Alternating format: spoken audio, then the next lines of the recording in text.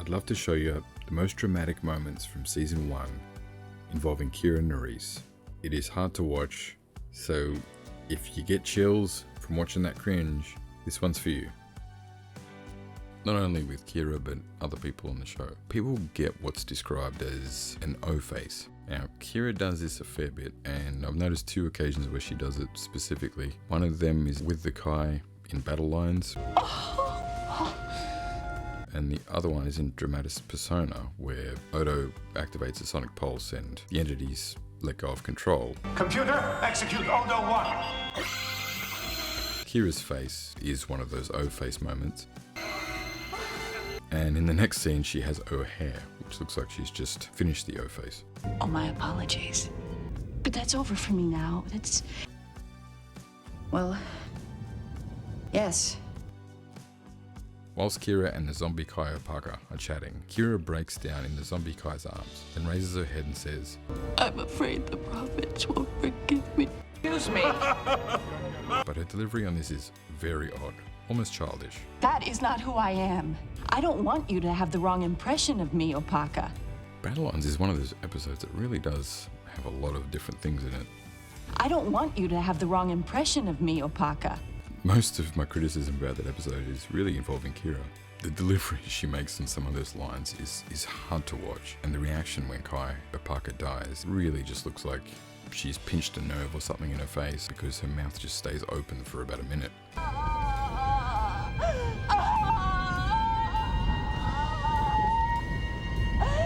Yeah, I know, she lost her Kai. I don't know, you get she's feeling sorrow in that moment, but it doesn't change the way I look at it. Kira starts the show in episode 13, Battle Lines, with Sisko approaching her saying, There's a file on you, but you may find it disappointing. I'm a big girl, Commander. and she goes in and has a read of it. She comes back out, comments on the way the Cardassians minimized her role in the uprising.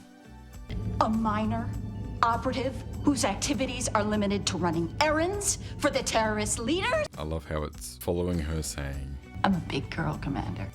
but she still took it really harshly, that they actually minimized her involvement, which, wouldn't you want that? It's kind of a good thing to have your terrorist activities being minimized, because it means you were doing it under their noses. Good, they didn't know who she was. Great, I get you want credit for it, but you can't have it both ways, because if they were doing nothing but persecuting her, she would have went, what, why, not me?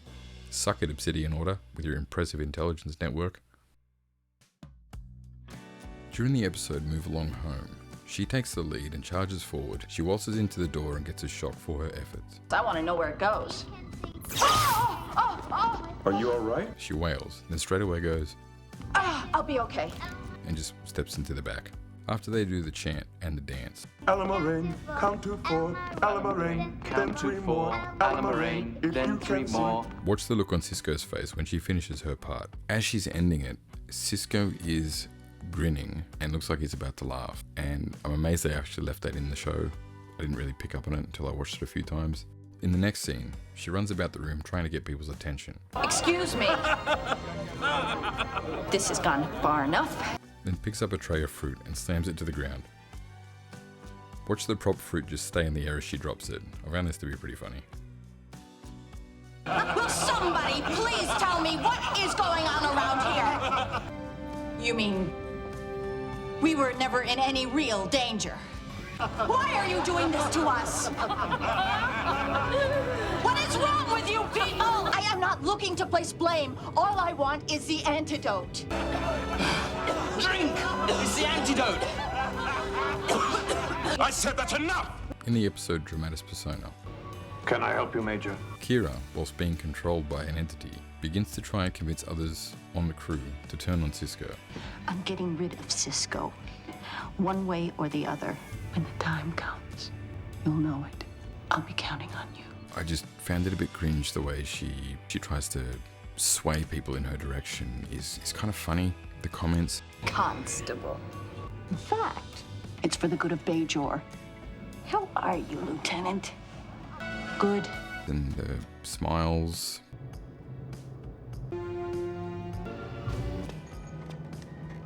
Yeah, I found it a bit too much to watch. I can't fool you, Odo. Forget it. Bad bad idea.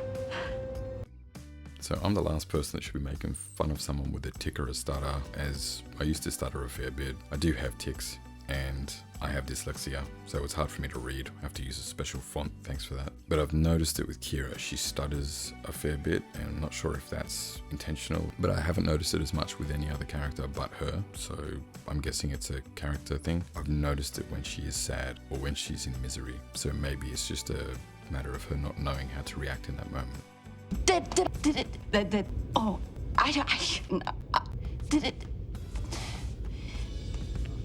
Did I enjoy any of this? Just something I noticed.